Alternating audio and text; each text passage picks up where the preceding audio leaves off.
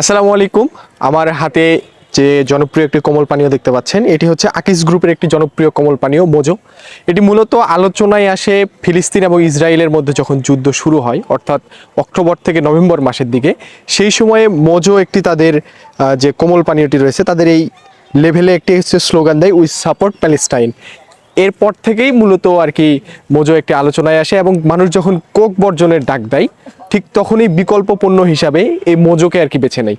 তো আজকে মোজো নিয়ে কথা বলার পিছনে একটাই কারণ হচ্ছে, এই যে আমার হাতে যে হাফ লিটার মোজোটি দেখতে পাচ্ছেন, এটির দাম হচ্ছে হলো 35 টাকা।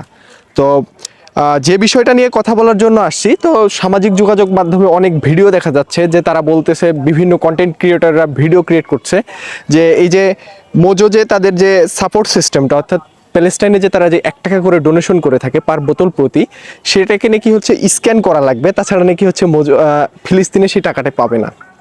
তো এই বিষয়টা নিয়ে অনেক কন্টেন্ট ক্রিয়েটররা সেটা ভিডিও বানাচ্ছে।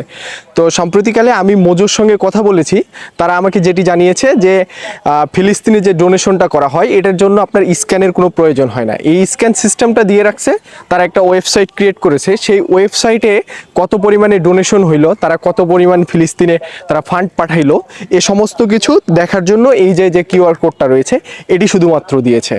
তো বুঝতেই পারলেন, তার মানে হচ্ছে ফিলিস্তিনে আপনার টাকা পাঠানোর জন্য আপনার নতুন করে কোনো কিউআর কোড আপনার হলো স্ক্যান করার প্রয়োজন নাই। আপনি জাস্ট একটা মোজো কিনলেই আপনার 1 টাকা সেটা কোম্পানি অলরেডি কেটে তারপরে এটি মার্কেটে হলো ছেড়ে দিয়েছে মোজোটিকে।